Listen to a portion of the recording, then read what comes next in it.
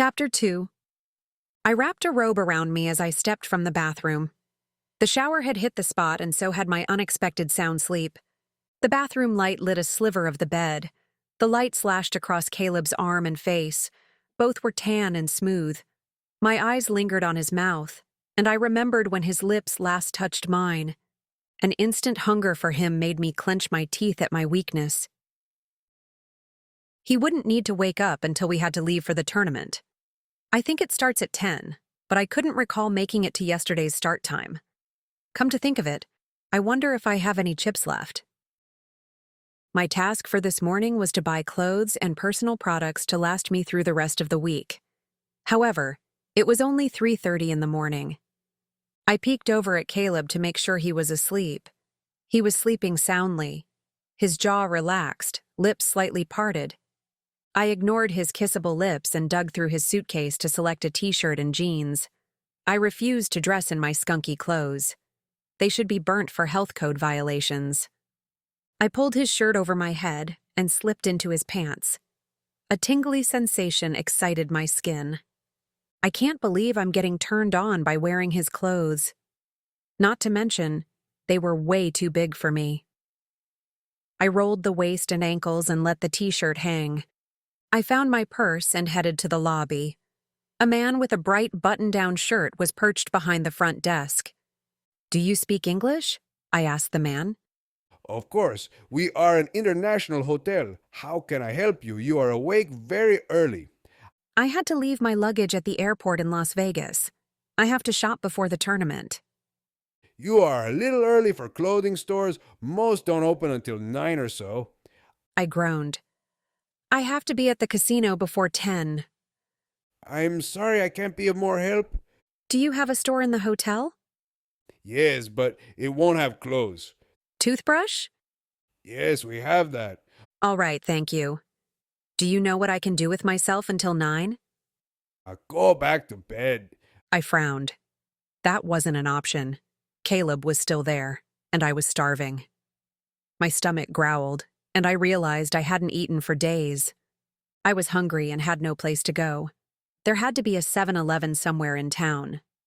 Those are always open, and I'm guessing they're international. Every country needs Slurpees and nachos, don't they? I pushed through the lobby doors to step outside and catch a glimpse of the Panama ambiance. I hadn't done any sightseeing. Maybe I could sneak a peek and catch the sunrise, too. I stood on the sidewalk of a dimly lit street and heard the eerie night sound of a city stuck between settling down for the night and struggling to wake up. This wasn't what I was hoping for. I gave up my Slurpee hunt immediately and turned to retreat inside the hotel. A cough in the darkness caught my attention. It was a cough that sounded too close for comfort, but was cloaked in the night shadows. I ran inside the hotel and up the staircase. My heart pounded in my ears. I didn't know why a harmless cough had me running, but it did. It was a cough skulking from a dark street. It was a deep, gravelly cough similar to Daegor's. I didn't want to ponder if it was Daegor. My heart and head had already condemned it to be so. I found my way to the suite. Realizing I didn't have a key to the room, I gave the handle a slight jiggle. I didn't want to knock and wake Caleb. He needed his sleep. I also didn't want to be alone with him with spare time on our hands. I'd have to go back to the front desk and request a key. I wasn't excited to go downstairs. It would mean getting closer to the unknown cough. I was about to turn when the door opened and an arm stretched out and yanked me into the room. "Where were you?" Caleb asked. He was groggy with sleep. His morning stubble blended into his tousled hair. I directed my eyes up to the ceiling. Caleb was still naked. His firm body beckoned to me. "At the front desk. I wanted to see when the stores open." "When do they open?" 9. I'm totally screwed. I meant to rest my eyes on Caleb's face, but they traveled a little too far south. "Get some clothes on." "I would, but you're wearing them." "These aren't your only clothes. You have a whole suitcase full." He smirked. "But I want to wear this t-shirt," he said, pulling the front of the shirt to bring me closer. I scolded myself to keep my eyes averted. You can have it back when I buy my own clothes. I'll take it now. I scowled. He was testing me, always pushing one more button to discover my limits. His mouth curved into a grin. I'm going to take a shower. Want to join me? I already took a shower. It's too bad. We're in Panama. We have the tournament by day and sunsets by night. Get into the rhythm of the country. I will when I have clothes. I'll find you clothes to wear and have you to the tournament on time if you agree to dinner and wine on the beach with me tonight. That sounds harmless enough. I agree. It sounded romantic, too. Romance is a rarity in my life. I'm not a flower and mushy sentiment type of girl, but everyone needs a little romantic gallantry every now and again. And I needed some gallantry. Your clothes are hanging in the closet. My eyes popped open wide. You have my clothes? When you passed out last night, I figured you might need something for the morning, so I bought you a few things. You're lucky I like you. The sales girl kept pulling out very seductive clothing for me to buy, but perhaps it was because she wanted to model them for me. I was tempted to see if you'd wear them, but I didn't want you to make a scene at the casino. I opened the closet to find jeans and a t-shirt. I held up the shirt, raising my brow quizzically while reading the caption. Panama, my canal or yours. At least it was the right size. So were the jeans. I eyed him. Your clothes were on the ground, so I read the tags to find out what size you were. That's actually very nice. Thank you. Do I get a kiss? Maybe once you have clothes on. I'll be back for my kiss. Give me my t-shirt. You can have it when you're done showering. He moved closer to me. I want it now. I backed away, but he wasn't deterred. I didn't want his hands on me. That would have been a horribly bad idea, seeing as he was naked. I reluctantly pulled the shirt off and threw it at him. Pants, too. I glared at him, yanked the pants off, and flung them at him. He caught them with a smirk, raking his eyes over me in a thorough scan. That's better, he said, strolling to the bathroom with his confiscated clothing. My eyes glued to his naked, retreating form. He turned to catch me watching him and winked right before the bathroom door closed. I bit my lip. Damn. Caleb and I took a taxi to the casino. The driver dropped us off at the front entrance. Why didn't you book a room at the casino hotel? I asked him as we hopped out of the taxi. Because I live and breathe Las Vegas and casinos, when I'm away from home, I want to feel like I'm away. If we stayed at the casino hotel, it would be like we'd never left. He stopped before we entered the casino. And that would be a tragedy. Beaches, sunsets, wine, and love await us outside these walls tonight.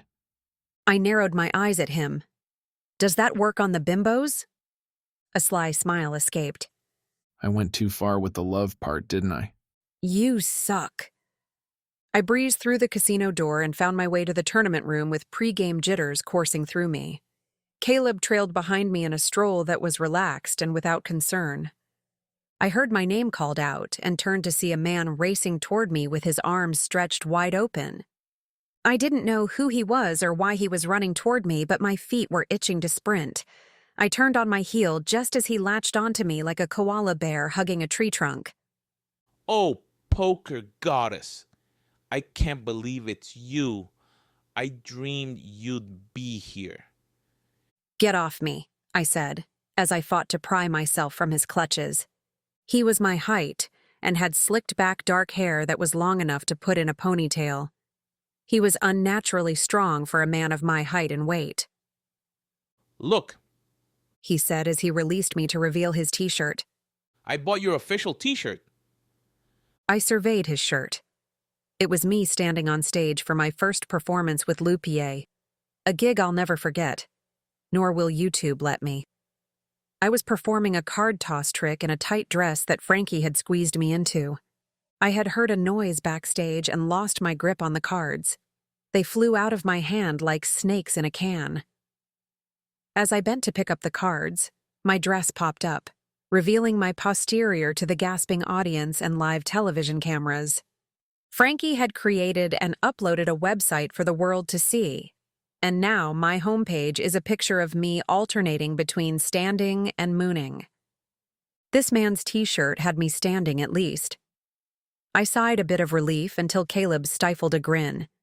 He was smirking at the back of the man's shirt, biting his lip to contain a laugh.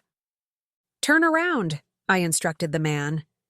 He happily turned around, and I found myself mooning the world on the back of his t-shirt. There was a bold censor line covering most of the embarrassing parts with the website address in red letters. There was still too much of my bum hanging out the bottom.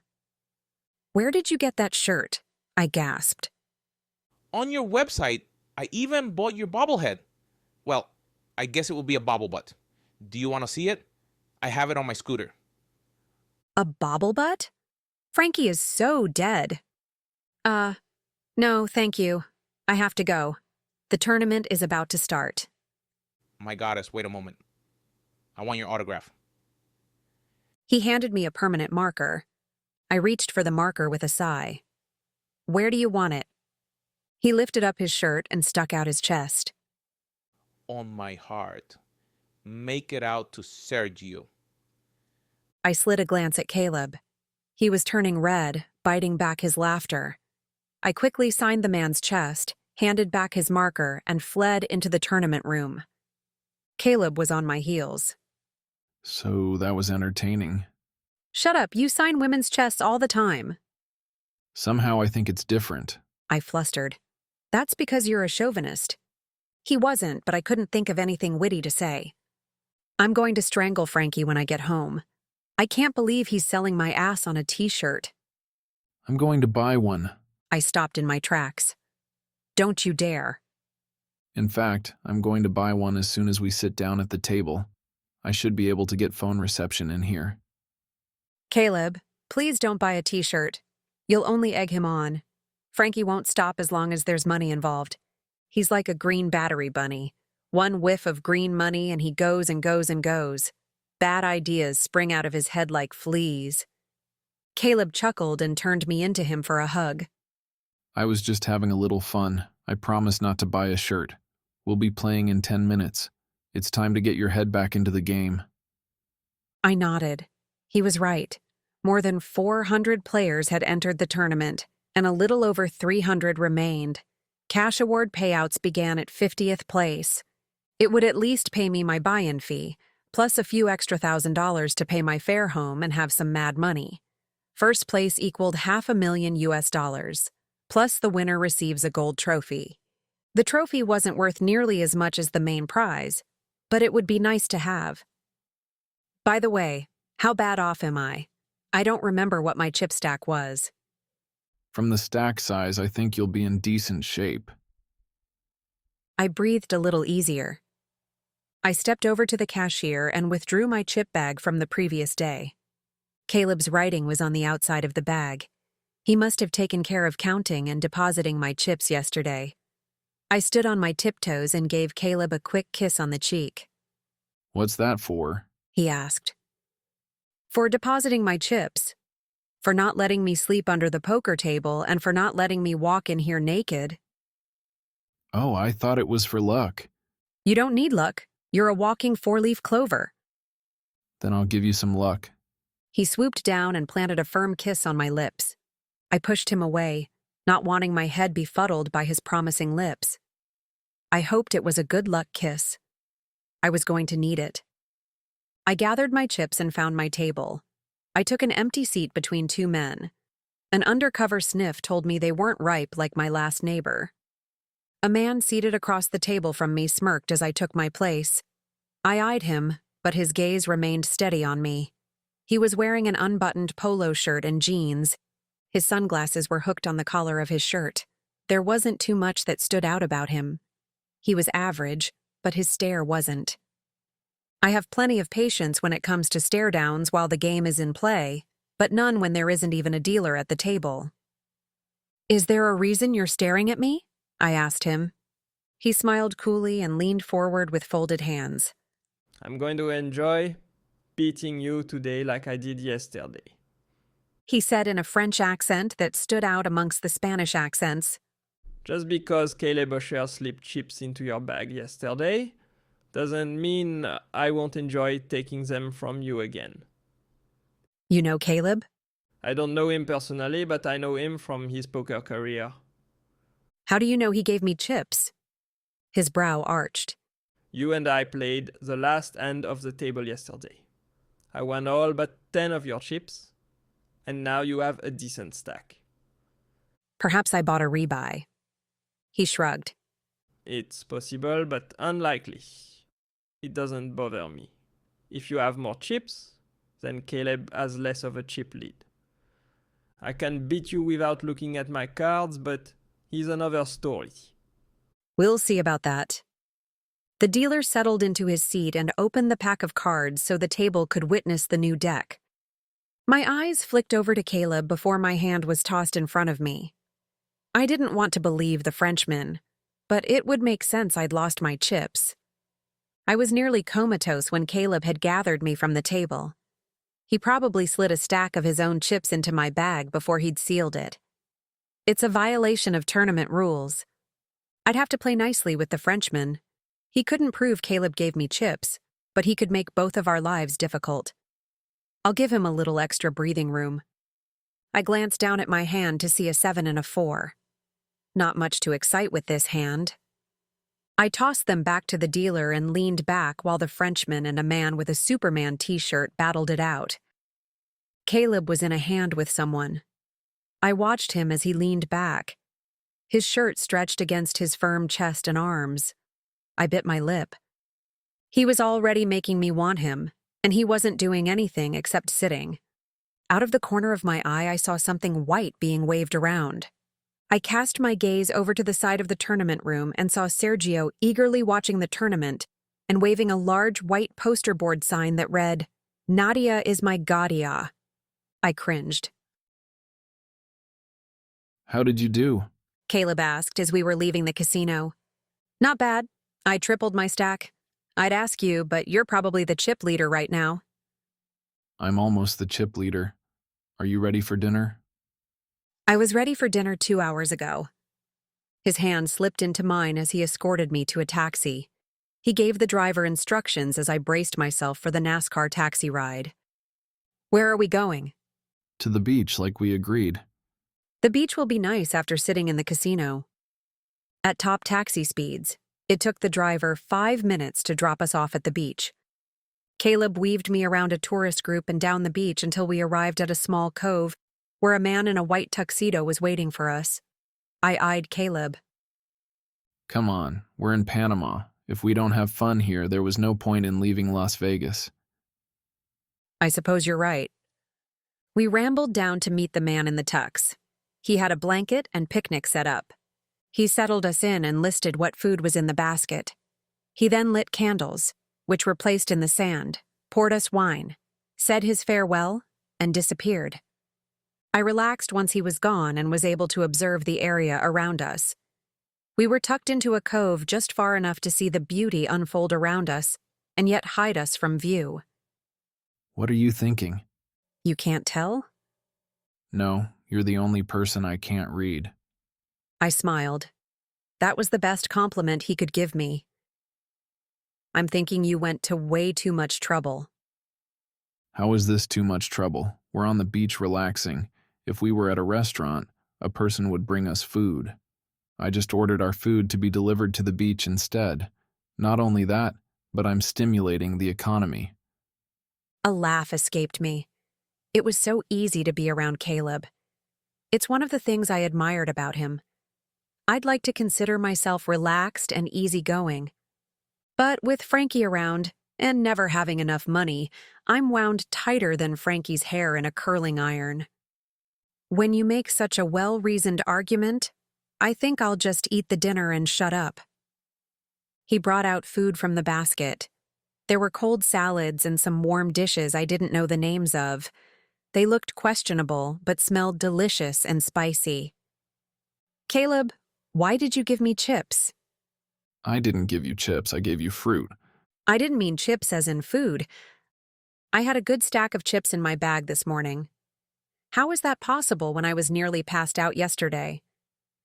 You must play well when you don't have the capacity to think. I narrowed my eyes at his jab, but I suspected he said it to cover his tracks. Funny thing, I continued, I was sitting at a poker table with a man who swears he won all of my chips yesterday except for 10. Caleb sighed. Nadia, it was nothing.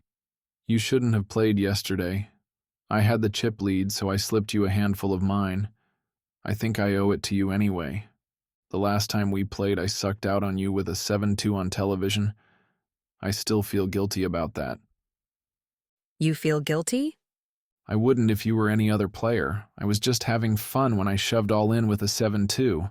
It wouldn't have broken me, and it would have added to your chip stack. Who would have thought I'd win that one? I would, and the rest of the poker world would. His lips curled. I always win. Exactly. The sun rested on the ocean edge. Orange and pink hues settled on Caleb's face, making his eyes shimmer. I had always believed he was a surfer in another life. He relaxed on the beach in total harmony with his surroundings. His shoes were already off, and his feet dug into the sand. He caught me staring at him. His eyes were fixed on mine, and I couldn't tear mine away no matter how much I scolded myself. I don't think I'm hungry anymore, he said, but his eyes said he was very hungry. I edged away from him.